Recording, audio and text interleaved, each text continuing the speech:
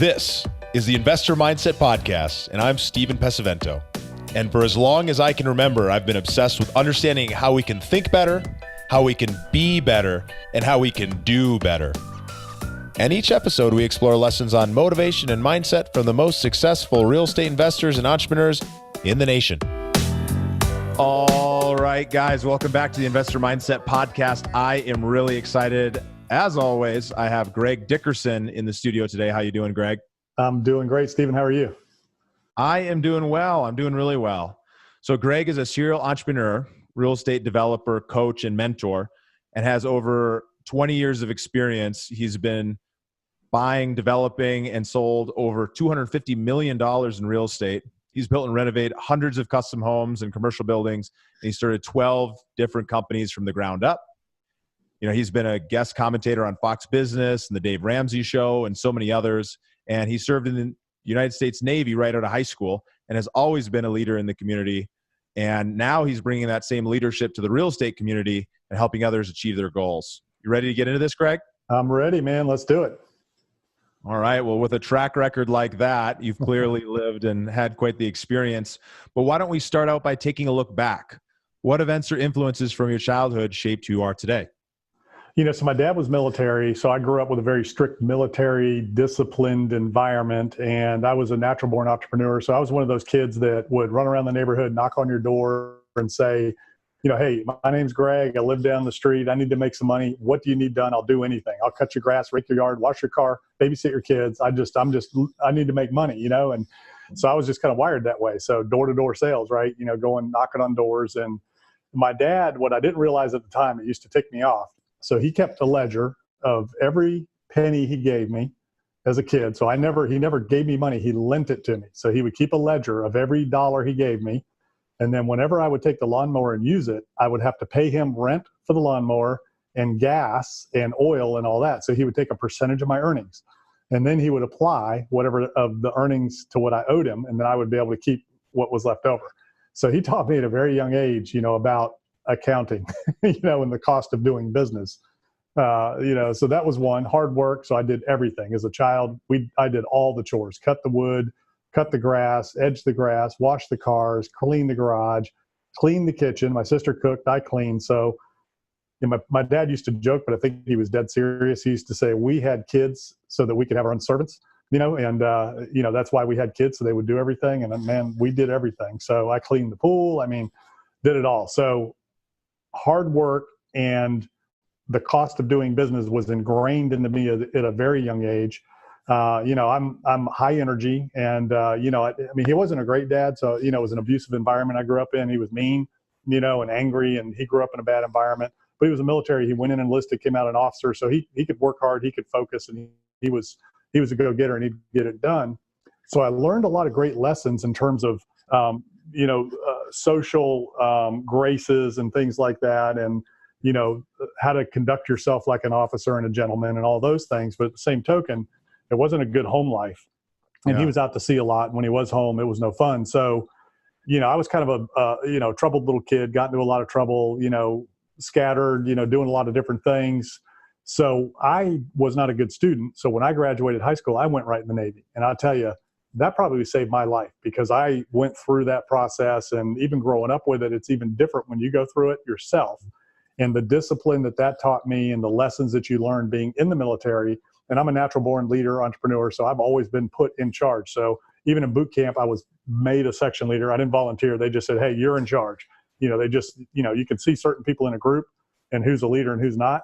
So I'm always the one that got picked as captain. I'm always the one that led the team, always the one that got, you know, chosen in the military as a leader of my section, my area, my department, you know. And then even when I got out of the Navy and I worked in the corporate world a little bit in a couple of different jobs, you know, I was a manager, leader, district manager. I mean, it's just kind of how I'm wired. So I think going back to that whole military discipline and, you know, understanding social etiquette and how to conduct yourself at all times as a you know, officer and a gentleman, I think have kind of stuck with me the rest of my life. Yeah, I mean, that's quite the foundation that you got built right early on in life. And, you know, it sounds like you ran into some challenges like we all do, some of us worse than others. But when you look specifically at this comment about creating a ledger for every penny that was lent, where do you think that came from your father? And it obviously made a huge impact on you, but not everyone has ever had that experience. Where's that from? I don't know. I never asked him why he did it or where it came from. And, he grew up in a very difficult environment. His mother was an alcoholic, severe alcoholic, and he had 3 different dads, and I remember him telling me stories that he would send paychecks home to his mom when he was in the Navy, and that his sister took the money and blew it. So he and his sister didn't have a good relationship, and they didn't communicate, and I never met her, so maybe it came from that. And, he didn't have anything growing up. He was very, they were just getting by, when he was a kid. And then in the military, when you're enlisted in our early years, there's not a lot of money. I mean, you're at the poverty level when you're an enlisted, military in terms of salary. You get a lot of benefits. And if you're single, you can live on the ship and eat on the base and all that good stuff. So, but when you have a family and all that, it's very difficult. I mean, it's tough, to get by. But once he got into the upper ranks of enlisted and became an officer, then we were, more upper middle class, and things changed a little bit. But I think that's it. I think his upbringing of lack and having money that he earned, blown and spent, so he was just trying to teach me the respect, I think, for hard-earned money and what it means. Yeah, because it obviously meant a lot to him, right? I mean, he dealt with some challenges of his own growing up, and he definitely learned the wrong way to go about it. But hey, it sounds like it ended up creating this, this burning desire inside of you. How do you think that has played becoming an entrepreneur so young into everything that you've done since? And with that base, how did you end up even going into the Navy? Why didn't you just kind of go directly into creating your own? It was kind of a rite of passage. So every male in my family were military, and I love my country. I'm an ardent patriot, and I wanted to serve, but I didn't want to make a career of it. I just wanted to do my time, serve, and then, but even now, if we went to war and there was a call to arms, I'm back. I'm there. I will lead the charge. I'll be the first one on the front of the line on the battlefield, leading the troops. I'm not gonna be the guy sitting behind telling everybody to go. I'm gonna be out front. Let's do it. Let's take this thing. Let's take this hill. Let's take this beach. So I'm one of those guys. So, I had a strong sense of duty, but I think that was beat into me literally at a young age, all the way up. My grandfather was a Pearl Harbor survivor. My dad was career military. My uncle, everybody I knew that was a male role model-ish in my life were all career military. So it was just a given, and I didn't go to college. I wasn't steered in that direction, and I wasn't a good student. A lot of entrepreneurs don't make great students. So I just wanted to go get the experience and get out and then do my own thing. So I've always wanted to carve my own path. I just needed to get that out of the way first. And it sounds like that actually ended up laying this foundation of discipline that you really weren't getting elsewhere, even though it sounds like you're in a pretty disciplined home. But to be able to go into an environment where you're surrounded with other people who are all going through the exact same thing at that moment, to be able to kind of lay that foundation has set you up for everything else that you've been doing. Yeah. And, I didn't know the lessons I was being taught by my dad, and I resented a lot of the things when I was a kid, being forced to do everything. But now when I look back, those are the things that shaped me. I didn't know what he was doing. But when you're in the military, it's different. You listen, you pay attention, and you follow orders. So that's different. So I took the other lessons in and understood where he was coming from and how he was wired and why. Because he was a 20-year man, and he rose through the ranks very quickly. And he was one of the last few that was what's called being frocked from an enlisted man into an officer, or enlisted person to an officer. I don't even know if they do that anymore. But so it was an interesting journey for him. And I think, like you said, that shaped a lot of my discipline in terms of, creating a plan and executing it, right? And having redundancies and, orderly, efficient military fashion, things like that. So there's a lot of things about the military that are really, really great. And there's a lot of things about it that aren't. For instance, you can only advance so fast because it's all about time. And, with the stroke of a pen, somebody can ruin your career. So there's a lot of disadvantages to the military, but it does teach you, a lot of our business systems that we use come from the military. Military is all about systems, PMS, preventative maintenance system, fire control systems, everybody has their, teamwork, right? So on a ship, when you're on a ship, you have, general quarters, which is your battle station. So everybody's got their job in combat. If a fire breaks out, everybody has their area they go to, and they have their role on that team, on that fire control team. And you drill. So not only does it teach you systems, redundancy, but it teaches you reps, right? So to be good at anything, you got to get your reps in. So we drilled constantly, middle of the night, middle of the day, all different hours. So no matter what happens, what environment, and that's what boot camp's all about, right? You see the shows where they rattle the trash can at 5 a.m. or 3 a.m. They roll people out of their bunks. So the whole point of that is to condition you so that you're ready for anything at any time. Well, I mean, yeah, they've built up this routine for you so that you can continue to do those reps over and over again. And that kind of stuff really applies to everything in life. I don't think as many people realize how many reps it takes to get really, really good at something. And so what ends up happening is they start kind of down this path. They're not very good when they start, and they start getting kind of okay, but they haven't really got the reps in, and they give up before they end up getting to that finish line, to that place of being good, being able to lead a team. Like, that's tough. Like, you have to have that opportunity to give those orders over and over again and, get your reps in. Yeah, absolutely. And, you've heard the 10,000 hour rule, where you do something for 10,000 hours, you become the world's foremost expert, or you read so many books, all those types of things. And, but all of the great sports, legends that we know, I mean, they're getting reps in, man. They're getting reps. Brady's throwing footballs all day, every day. So, I mean, I listened to a podcast the other day on one of the shows, and there was a Major League Baseball player, and he started as a young kid. He said, I'm going to be a Major League Baseball player. That's all I'm going to do. His parents gave him a batting cage for his birthday, and he hit 200 balls a day. And he said, I just didn't go out there and just swing. He said, I focused. I envisioned myself in the World Series in the, ninth inning, 2 outs, 1 man on base, and I hit the home run to win the game. And he said, 20 years, fast forward 20 years, I was in that spot playing against the team I envisioned. I hit the home run that won the game. And, 200 hits a day. He went out to that batting cage and focused, laser sharp focus, swinging that bat, hitting that ball. Yeah, that's quite the story. Switching gears here a little bit, why don't you tell us a little bit about your primary focus as an investor and what you're spending, a good portion of your time these days doing? So I'm a developer primarily. That's how I started in the business, building, remodeling, then building new construction, then developing commercial and residential and those types of things. So I am primarily a builder developer first and foremost. And so that's what I look for. I look for, I'm opportunistic. I look for heavy value add. So I like to take old buildings and make them new. I like to build ground up. I like difficult, challenging projects that require, thought, require, shifting and pivoting in the middle of the project because you never know what could happen. And, just doing things that are cool, creative, different, unique, stuff like that. So I'm older now. I like bigger deals. I like fewer, bigger deals. And I like to really, take on the challenging, difficult projects.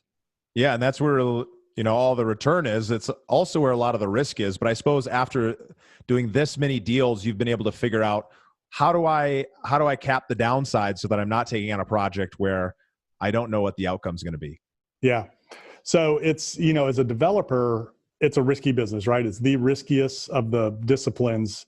But for me, it's just what I've done and it's what I do. So I'm very prudent. I make sure that the numbers work. I make sure that there's demand for what we're creating. And I make sure that we've taken into account all the worst case scenarios. So we run scenario tests, we run stress tests, things like that. And I don't over leverage. I bring more equity than necessary. And I get long-term debt locked in after the construction loan period. So we do everything we can. So, I don't use the old build it and they will come. So I'm not going to go out in the middle of a field in Iowa and build something and expect people to come. I'm going to go in downtown, Dallas or Charlotte or, Seattle or somewhere like that, where there's going to be demand for what you're doing. So you got to be smart about it. You got to not over leverage. You got to not risk your own capital or equity. You bring on partners that have capital and equity that they want to invest. So those are the ways that you kind of hedge against anything, but you never know what the economy is going to do. So at the end of the day, you got to be willing to accept the worst case scenario, which is everything blows up, everybody loses their money, the deal doesn't work. So you got to be willing to take that risk and accept that loss and failure. So as a developer, that's what you're signing up for. And what do you do as a developer to keep your mind strong when you're looking at a deal and you're in the trenches? Because I'm sure you've had some deals that have blown up. I'm sure you've had some times in your life where, stuff has hit the fan and it didn't work out as planned. How do you keep yourself focused in the right direction when things are not going as you want them to? you just keep going. You just keep doing what you do. You believe in what you're doing. You believe in yourself, and markets are cyclical. So even though it may not be great now, it's going to be great someday. So we've seen it go down, it comes back. We see it go down, it comes back. So that's just the nature of the market. The market takes care of itself. It is what it is. At the end of the day, it's real estate. So it's a real property. And if you focus on the core assets that people need, housing, healthcare, education, and professional services that cannot work out of their house, if you focus on owning those types of assets and developing those type of assets, and or assets that money is no object, then, you're relatively safe. But, when things are going bad, whatever, stuff happens, right? Some days are good, some days are bad, some projects are up, some are down. You just keep plugging and you just keep rolling. It's like the old story about Babe Ruth. He holds the strikeout record. Nobody talks about that. They talk about his home run record and they talk about his illustrious career, but he also holds the strikeout record. So, if Babe Ruth would have quit every time he struck out, there would be no Babe Ruth, right? So as a developer, you're going to face challenges. You're going to have unforeseen things happen. And to me, that's what excites me, because where there's a problem, there's an opportunity. Where there's challenge and stress and test is where you grow, and it's how you learn, and it's how you become more wise. And then, ultimately you can use that wisdom for the benefit of others in the community around you. I want to point this out for all the listeners, because this is really great. And I'm really excited that this just happened. So what we're hearing right now is the mindset of a developer. Greg is telling us that when he goes into a project, he expects things to go wrong. He is prepared for that to happen. And when it does go wrong, he says, this is exactly what I expected would happen. And I'm going to continue to move forward. I'm not going to let it knock me down, because it's exactly what I thought was going to be there. I'm actually going to get excited. I'm going to try to change that viewpoint. Rather than being upset, I'm going to look at this as an opportunity to learn and grow and move forward. And clearly that is why Greg has been able to do so many deals and have so much success. Yeah, and it's not only development, but it's business as well. Whether you're buying a company, building a company, whatever you're doing, or you're doing real estate and development, you're working with imperfect people, imperfect materials, in an imperfect world and environment, trying to create perfection. So there's a big distinction I want to make. I expect the unforeseen, and I expect things unknown to surface, but I don't plan for it, and I don't envision it and plan for it in a way that it can hold you back or trip you up. I just know, man, there's no way we can account for everything. There's no way that I can know everything. I don't know that it's going to snow 30 days or one day. So I can plan for a couple of weeks of weather delays, but not 30 days. That, you know what I mean? So when that happens, hey man, go play in the snow, have fun, and it is what it is. So so you can't plan for a lot of things, but when they happen, you deal with it and you move on. I had a house that I just completed one time that I was flipping, and I went to check on it. It was in the winter. It was 15 degrees, and it was an older house. And I'm like, and I'd gutted it, redone it. And I'm like, I just want to make sure this pipe doesn't burst, whatever. So I go the night before. They'd just finished the floors. I went in the next morning, and to make sure the floors were dry. So I go around the back of the house and I hear water pouring out of it. And I got my whole family with me, and I hear water pouring, water. And I'm like, uh-oh, pipe burst. So I go around the back. I see water pouring out of the house. So I go in the house, and then there's water just pouring out of the sink. So I go down in the basement to shut the water off, and the basement has 6 inches, 8 inches of water in it. Brand new carpet, doors, everything, ruined it all. Right. Mm-hmm. So what are your choices at that point? Jump up and down and scream and yell and kick walls in and throw a fit? Or do you turn the water off, get on the horn, call your superintendent, say, hey man, we got a problem. Need to get, ServPro out here immediately, get this place dried out, turn it around. And, it happens. So you can't account for it. But I knew it was cold. I knew there was a chance. So I stopped by to check on the house, and thank goodness I did, because who knows what more damage it would have done had I not caught it when I caught it. So you went into action mode. You didn't let it trip you up from the beginning, but you went into action mode and solved the problem when it happened. You didn't beat yourself up over it. No, and the big example was for the kids, right? Because it was $10,000 it cost to fix that, and just totally out. Insurance didn't cover it. It was just 10 grand gone. And, so the kids were like, man, aren't you mad? Aren't you this? I'm like, what am I to be mad about? The plumber didn't put the thing on right. The house flooded. What's getting mad going to do for me? How is that going to move the ball forward? How is that going to better me so that in the future, I can make sure that, this doesn't happen again. So again, you learn from the things that happen that make you better the next time. And you just understand, man, when you're doing those reps, there's going to be a little pain sometimes along the way, and there's going to be a little pain afterwards. But the benefits of those reps are immeasurable, lifelong lessons. Yeah. Well, it's really easy to get tripped up in that kind of a moment like that. I've had projects that have gone the wrong way. Things didn't go as planned. And, I actually have a project exactly like that. We closed on it and the homeowner shut off the heat and it was negative 14 degrees in Minnesota. Long story short, 3 floors of water were running down after it thawed when it actually got warm out. And, it sucked. It was a lot of damage. We had to gut the whole place. But, when it happened, we just looked at it and said, hey, well, what can we do here? Like, you can't change the situation. It's already happened. Really move forward. Yeah. When the building's on fire and it's blazing and there's people in there, you don't sit around and figure out what's going on, who did what or how. You go in and you get the people out and you put the fire out. Like you said, you take action.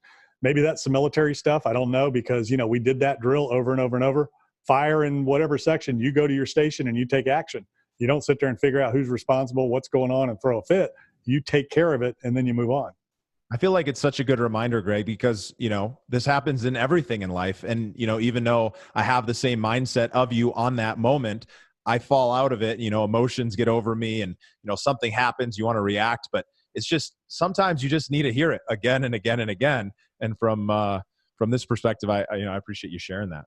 It's pretty cool. And in my companies with my employees, whenever something doesn't go the way you plan, I always focus on the action. Right. So I'll say, okay, what happened? And people are like, oh, well, I don't know. They didn't do it. They did. I said, look, I don't care who did it. I want to know what happened so we can fix it and put a system in place so it doesn't happen again. That's really hard for people to get their mind around. They're like, what do you mean you don't care who did it? I'm like, I don't care who did it. I just want to know what and how so that we can fix it. That's all I want to know.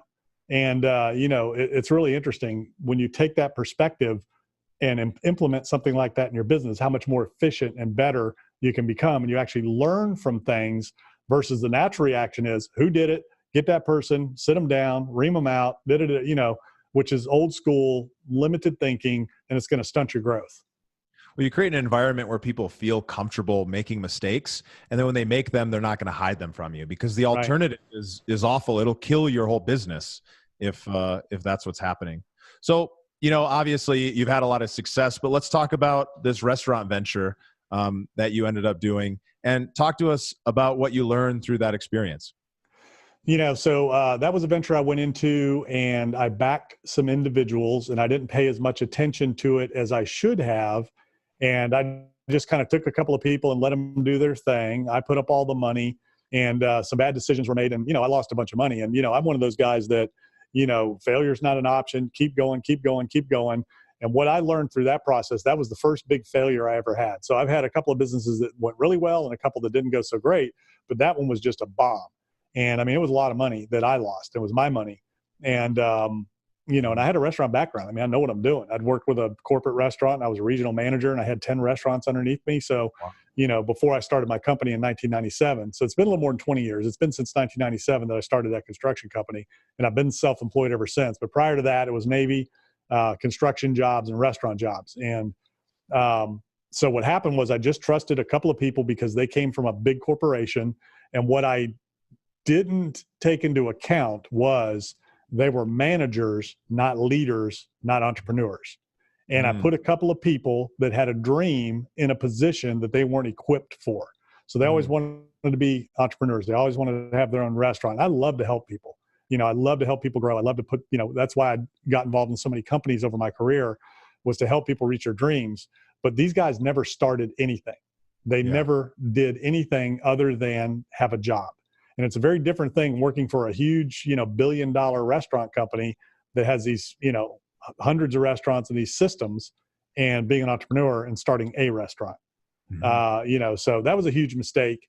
And that was probably one of my biggest failures. And when I made the decision to close the restaurant, I remember the day, and I went up on my birthday, closed that restaurant, gave away all the food we had left. And I told them we were closing, but it was on my birthday. I decided to pull the plug, and it was the first time that I ever quit on anything like that. If you want to call it quitting, you got to know when to fold sometimes, right? You got to know when to walk away. Sometimes you just plug the hole and you keep going, and it's part of business. You just start over. And, But that was the first time I ever had to do that with a company or a business in my career. So it was huge because everything prior to that point that I had touched had become very successful. So, that was a tough one.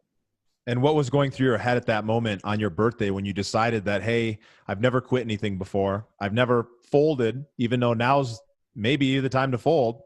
What was going through your head when you walked in there and decided to shut it down? So I'm not a quitter. I don't give up. I don't quit. I'm like a pit bull. I'm going to latch on until you kill me. And, so it was the struggle between being wise and being prudent and knowing when to walk away and reconciling that with being a quitter. So I've got that in me. I'm a fighter, man. I go, go, go. I mean, I'm not the smartest guy in the world. I'm not the most talented guy in the world, but man, I'm going to outwork you and I am not going to quit, so no matter what it takes. And, so I have that, whatever it takes, morally, legally, and ethically, whatever it takes to be successful, make it work. Failure is not an option, So that's me. So so in business, sometimes, businesses just don't work, right? It's like venture capital, man. I mean, 70% of what they invest in never works. So what I had to understand was everything doesn't have to work. Sometimes you have lessons that are more valuable in failure. And and they're 100 times more valuable than anything you'll ever have in success. You learn way more from your challenges, your struggles, and your failures than you'll ever learn from success. So sometimes you have to go through things to get you to the next level. So that was my first instrumental understanding of all those cliches, right? Failing forward, all that kind of stuff. It's one thing to read it and talk about it. It's another thing to face it and reconcile a nature of a fighter, of a champion, of a never give up attitude with, man, I got to walk away from this thing before it kills me. So that was the first time I ever had to do that. And it took me a while to reconcile that, It's a big moment to be able to not let that attach to your identity, that you quit, that you shut down on something when it's so strong within you to never give up, even though it's exactly the right thing to do in that situation. And, it was this decision you had to make. So looking at that, when you're working with young entrepreneurs, specifically young in the sense that they don't have experience, they haven't done that before, what would have you done differently to cap the downside in investing in those people, or a different group of entrepreneurs that were brand new, or would have you just not invested in people who hadn't done entrepreneurship on their own at all? That's it right there. So in my career, the biggest mistakes I ever made were putting people in positions that weren't ready for it and didn't come to me and say, I want this.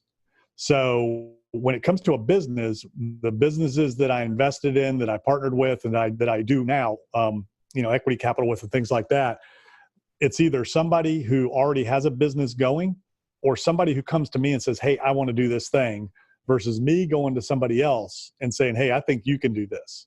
Mm-hmm. So the best people that I've ever worked with in my companies and in any of my other businesses were the ones that came to me and said, I want to do this thing. So that's what I look for. So for young people, it's that desire, it's that, that innate desire to want to go do something. Like me. When I want to start a business, I just went to start a business. If I want to start a business now, I just go do it. And then I seek out the other parts and pieces. Now, that aside, there's obviously people that you can seek out that have experience that you can learn from, things like that. But from me personally, I will not invest in a company or an operator that did not come to me and that is not, put together and willing to do whatever it takes to make it happen, or until I'm comfortable that they're solid operators. So, promoting people too fast that weren't ready or weren't qualified, that was a huge mistake, just because I saw potential in them and I liked them and I wanted to help them, but people aren't always ready, for the next level. It's awful when that happens, because you have these people in your life that you have love for them, you care about them, you want them to succeed, you see the potential, and you keep giving them the opportunity. But if they don't take it on their own, if they didn't want that, you can't force it. I've had a number of people that, I still care about to this day, but letting them go was a really tough thing to do. But frankly, I should have done it a lot earlier, only because they didn't really want it as badly as they needed to want it to succeed.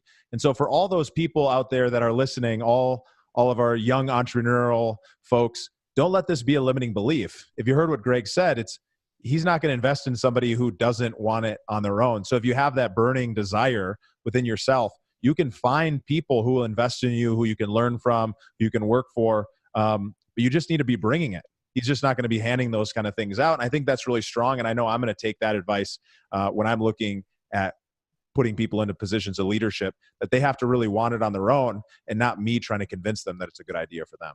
Yeah, and show you how they prepared for it. What are they doing to take action? How committed are they to it? So those are the things that you look for, is just that commitment. I'm willing to do whatever it takes, morally, legally, ethically, to make this happen.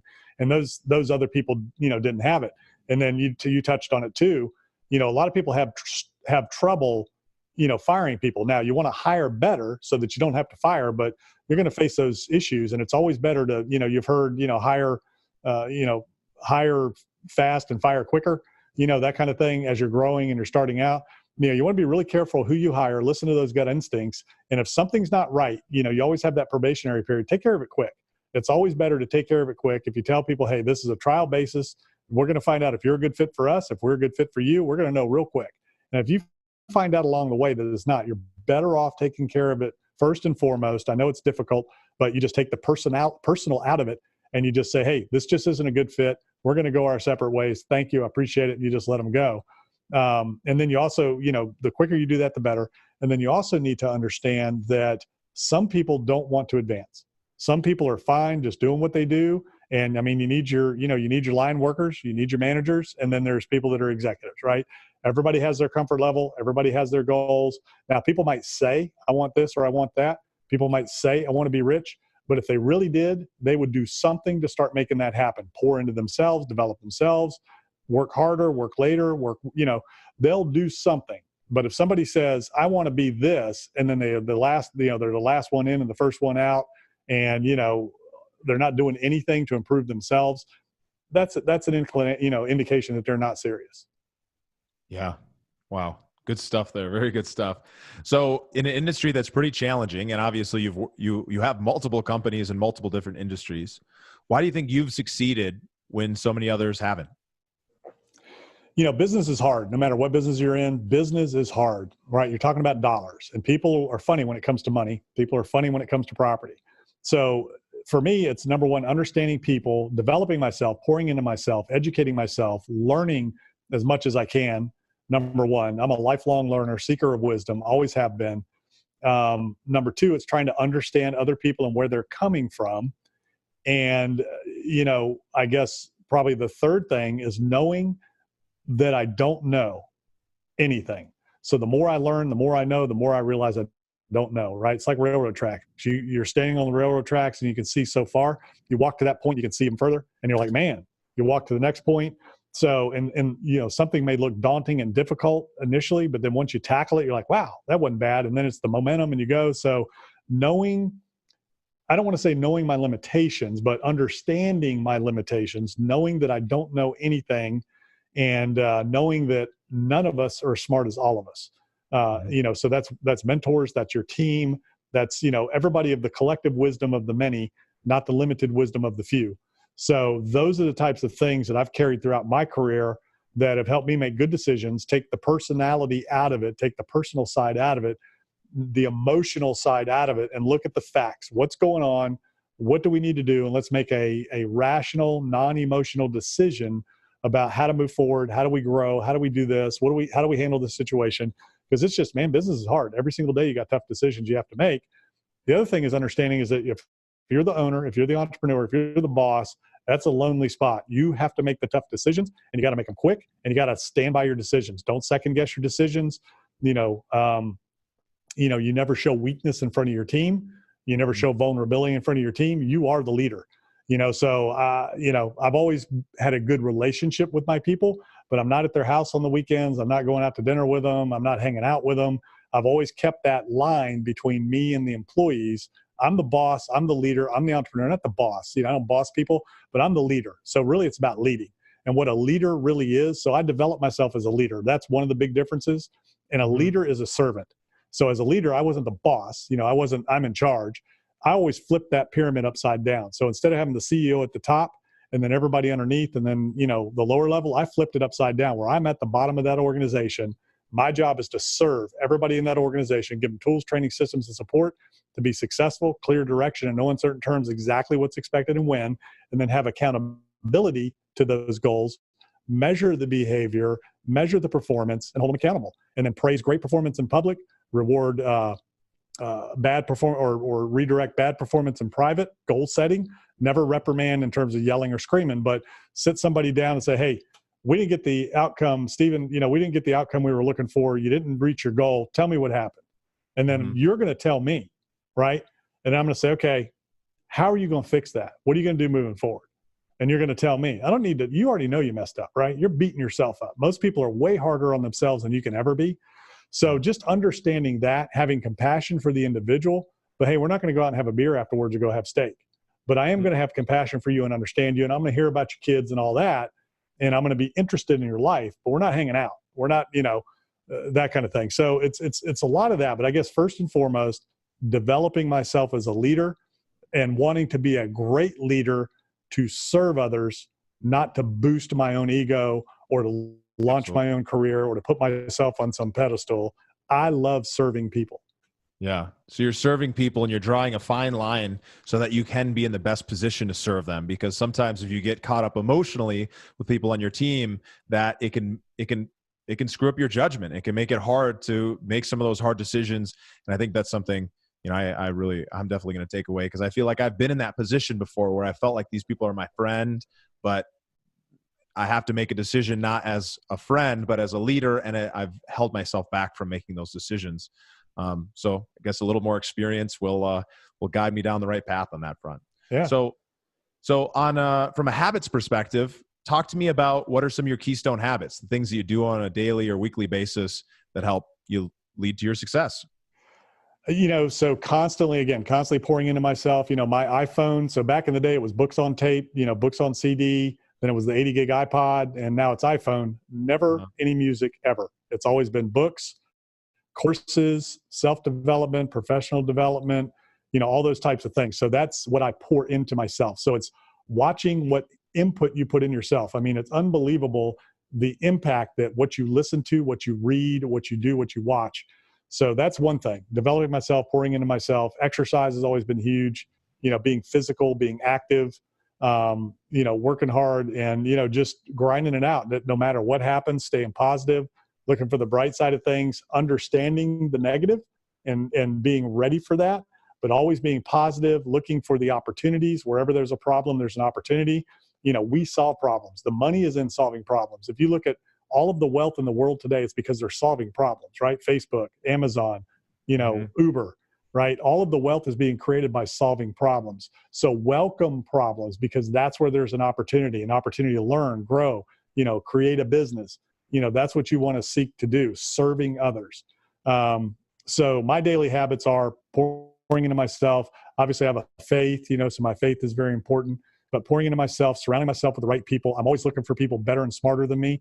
Not only my mentors and network of friends, but also in my company. So a lot of people are intimidated to hire people better and smarter than them. I seek out people way better and smarter than me, and I listen to them and I learn from them and I let them do their job. So I've never been threatened by anybody who's better than me at anything. I seek them out. When I'm out recreationally and I'm playing sports, I want somebody who can whoop my tail every time so I can learn and get better. I don't want to go play people that I can beat all the time. So in your company, hire the best you can find. If you want to grow your company and scale it fast, go to your biggest, best competitor, hire their best people and learn from them. Yield to them in terms of what they know and how to do things. That's how I got started.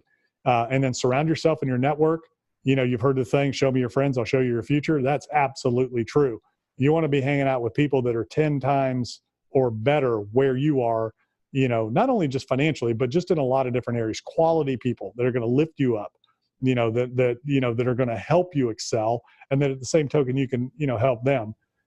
So those are just some of the things that I do that keeps me moving forward. But I'm just wired, man. I just wake up, I hit it and get it, and I don't stop. I'm just, hopelessly optimistic. Yeah. What do you do to wind down at the end of the day? The same thing, man. I read, I exercise in the evenings, that kind of thing. It's just, I love what I do. So there is to me, it's not 9 to 5. It's not, it's not this thing where I got to go home and wind down. I just do what I do. It's just me. I'm an entrepreneur. So I just hang out with the family and just, go through the day. I mean, I don't have to sit down and have a glass of wine or anything like that, or go to the bar. I mean, Sure. every day to me is just a day. Monday's no different than Friday's, no different than Sunday, other than I do love Mondays because it's the start of the week for a lot of people. So, I have this whole thing, just, man, embrace Mondays, start strong, finish strong, hit it and get it. Weekends, play hard, get out there, make it a great weekend, whatever it is you're doing. When you take your time, make it quality time. So, but to me, there's no grind. I mean, I just love what I do. Sure. I can see that.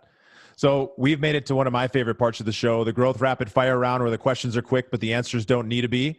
Tell us, what's a book that's impacted your life the most, or one you're excited about right now? Obviously the Bible, everybody's, if you have a faith, you're going to say that, but early on it was Rich Dad, Poor Dad. A lot of people got real estate investing from that book. What I got was build companies that produce cash flow to invest in other assets to pay for your lifestyle. So that's what I took away from that. And that's what I did. And that's why I started so many companies and did what I did. Then there was The Power of Positive Thinking. And then there was Think and Grow Rich. So those were the cornerstones of me saying, this is it. I'm going to go after my dream. And I started my first company in 1997, and I've been self-employed ever since, never had to look back. These days, I said, lay that foundation. Exactly. Yeah. So those were the basics. There's a lot of great books out there these days. I'm reading a bunch of different great books. I read Principles by Ray Dalio, great book. I read one called Positivity by Harry Edelson. It's all about living a happy, fulfilled life where there is no backlog in your life. You take care of things now, you get things done now. Harry Edelson was the most quoted guy on Wall Street at one time. He's created 12 unicorns, which are companies that sold for or were valued at $1 billion, venture capitalist. So very serious individual. Go look him up, Harry Edelson. Positivity, unbelievable book in terms of, and that's how I operate. I have zero backlog in my life. I don't put off anything today for tomorrow that I can knock out right now. Everything. My email inbox is clear. My desk is clear. I take care of it right now. That's great. From an inspiration standpoint, who are some of your mentors, the people you learn from and were inspired by, and how do they influence your career? I have a lot of great mentors, that in my personal life that are all business, entrepreneurs at different levels. Some are in companies, some are developers. And I mean, they're pretty strong. I've got guys that are 500 million to $1 billion that personally mentor me. And we have that kind of a relationship that I can pick up the phone, anytime. And different industries, one was Dollar General guy, founder of Dollar General. He's been an unbelievable, guy to talk to. So Kurt Richardson with OtterBox, I had a great conversation with him, one time. He's been, he gave me some great lessons, and, he's an unbelievable guy. And then the books. So every book I read is a mentor. So, if you don't have people in your life, there's books, and those have been my mentors. So all the way back to Napoleon Hill, Norman Vincent Peale, Robert Kiyosaki, Zig Ziglar, Tony Robbins, all the greats, right? Jim Rohn, Brian Tracy, all of those guys in that area. Then like Sam Zell in real estate, Donald Trump, whether you love him or hate him, understanding what he's done in real estate and how he managed through bankruptcy and all those things. There's just, Warren Buffett. Warren Buffett's a great guy to learn from. Bill Gates and what he's done. Go ahead. I was just saying, there's so many great people out there. It's just, you don't need to necessarily know the people for them to be mentors, right? Yeah. So just listening to you on this podcast right now, you're a mentor to so many people, and that's got to feel really good. The billionaires that I know, those were great conversations with those guys. Like Kurt Richardson, he said, man, I can tell you about a time when I was all but bankrupt. I was bankrupt all but for signing the paper. He said, I went down on my knees in my garage and I prayed. I got up and I went back to work. He said, I closed that company. I was $1 million in debt. Fast forward now 20 years. He's a billionaire, has his own jet. And, he's laughing about it, right? And I'm like, yeah, it wasn't funny back then, was it? He's like, no. No, not at all. Yeah. Well, finally, in closing, from a purpose perspective, what drives you to live your best life every day? Finding untapped potential and helping people recognize it, realize it, and reach their God-given talent, the reason they were put on this earth. That tickles me and always has more than anything else that I do, any money I can make, any business deals I can do. It's when that light bulb goes off in an individual and they're like, I get it.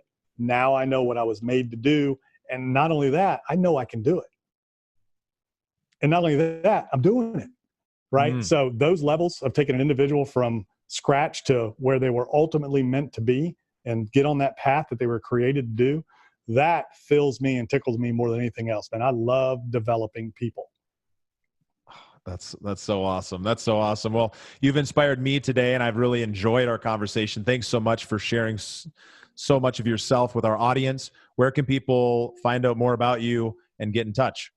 Yeah, gregdickerson.com is my website. So I've got a YouTube channel. I'm doing video content every day. And, I've got a podcast where I put it up there. It's short, sweet, just little nuggets, and little things here and there. So gregdickerson.com. If there's anything you'd like to see me make a video on or any question or anything, feel free to reach out. You can email me and, we can set up some time and would love to hear some feedback and hear what people are interested in learning about. Awesome. And he truly means it. So we'll put links to all of that stuff in the show notes here. And again, thank you so much. And I look forward to the next time we get to hang out. Yeah, Stephen, I enjoyed it. Thank you for having me. Thank you for listening to the Investor Mindset Podcast. If you like what you heard, make sure to rate, review, subscribe, and share it with a friend. Head over to theinvestormindset.com to join the Insider Club, where we share tools and strategies from the top investors and entrepreneurs on how to take it to the next level.